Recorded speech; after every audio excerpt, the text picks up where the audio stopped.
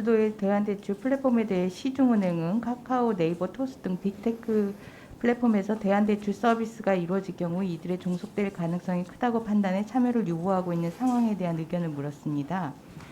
거기에서 현행 제고와 예로를 고려해서 합리적 해결 방안을 검토해 나가겠다라고 답변을 하셨는데 이게 올바른 답변일까요? 예. 저는 후보자님의 올바른 답변은 답변하기에 부적절한 사안입니다라고 생각을 합니다. 왜 그러냐 아시죠? 후보자의 매제 한국투자증권의 회장으로 지금 근무를 하고 있는데 관련 법에 따라서 관련된 사안에 대해서는 후보자는 심의결 과정에서 제척이 됩니다. 이와 관련해서 후보자는 직무 수용이 제약되거나 차질이 발생할 가능성이 크지 않다라고 생각한다고 아주 대수롭지 않게 여기는 그런 답변을 주셨는데요. 이런 인식은 참으로 금피와 꿈나무 같은 발상이라고 생각을 합니다. 최근 3년간 금융위원회 회의 총 58회 회의 중에서 한국투자금융 관련 회의가 총 14회 있었습니다. 물론 수많은 안건 중에 하나이지만 관련된 회의 횟수 비중이 그렇게 작지 않다라는 부분을 알 수 있고요.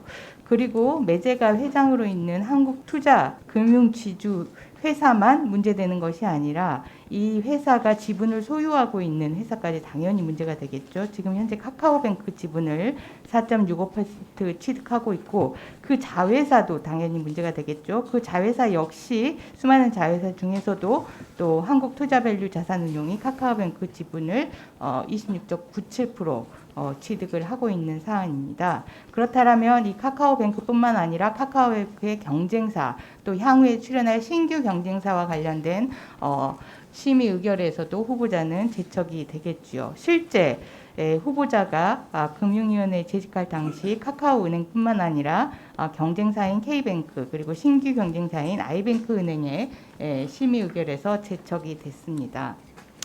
그런데 우리 후보자께서는 아주 오래전부터 그 금피와 꿈나무 싹이 아주 무럭무럭 키워져 있었던 것으로 보여집니다. 후보자 경력을 살펴보니 고용휴직을 3회 했는데 그중에 2006년에서 7년 사이에 법무법인 세종의 고용휴직이 아주 눈에 띄었습니다. 당시 민간근무 휴직 제도를 보면은 요건이 정해져 있는데 후보자는 마치 이해관계를 형성하기 위한 파견인 듯 이 요건에 어긋나는 민간근무 휴직을 하셨습니다. 상급은 50세 이하 휴직 대상자인데요. 맞춤형으로 후보자에 대해서는 해당 법무법인에서 상급이면서 45세 미만자를 대상으로 요청을 했습니다. 당시 후보자 나이 44세죠. 맞춤형 요청입니다. 그리고 후보자가 2006년, 2007년 민간근무 휴직으로 법무법인에 나가 있을 때 민간휴직 제도와 관련돼서 운영 지침이 변경이 돼서 법무법인을 제외하라고 지침이 변경됐습니다. 그럼에도 불구하고 후보자는 계속해서 법무법인에 휴직을 나가 있었죠. 금융위원회 민간근무 휴직제도 2002년부터 15년 제도가 운영된 동안 총 11명이 민간근무 휴직을 했는데요. 그중 법무법인 근무 휴직자는 후보자를 포함해서 단 2명입니다. 그것도 2006년, 2007년도에 있었고요. 이 시기에 금융위원회가 법무법인 세종과 법무법인 태평양을 통해서 소송대리를 위임을 하게 되는데요. 특히 세종을 통해서 소송대리가 많이 일어나게 됩니다. 그야말로 맞춤형 인사요청에 그에 걸맞는 이해관계 형성 아니겠습니까? 보수액도 당연히 지침을 위반하셨죠. 2배 이내의 범위 내에서 보수를 받도록 했는데 후보자는 2배를 넘는 보수를 체결을 했습니다. 이와 관련해서 언론 보도에서도 났고 국정감사에서도 문제점이 지적되기도 했죠. 그런데 인사청문회에 이와 관련된 해명에 대해서 또 거짓 해명을 하셨어요. 연간 보수액 2배 이내로 연봉을 받았다라고 해명을 하셨는데 당시 연간 보수액 기준이 휴직 전으로 이 자료에 따라서 명백하게 2배를 초과하는 것으로 나와 있는데 후보자는 예상 보수액이라는 새로운 자료를 근거로 제시를 하면서 문제가 없다 이렇게.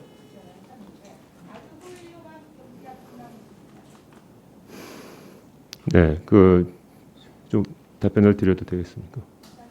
예, 먼저 그 한투지주 관련해서는 뭐 사실 제가 금융위원회에 있을 때나 금통위원으로 있을 때나 그 철저하게 제척 사유가 되면 제 스스로 회피를 했습니다. 그래서 금융위원회 법에 따르면 제척과 함께 회피 기피 제도도 있기 때문에 제가 카카오뱅크 안건에 대해서는 회피를 하겠다고 했고요. 그 당시 상황은 그 회의에 임시 회의가 열렸습니다. 그 임시 회의에 새 인터넷 은행 안건이 올라갔기 때문에 한꺼번에 제가 안 들어간 거고요.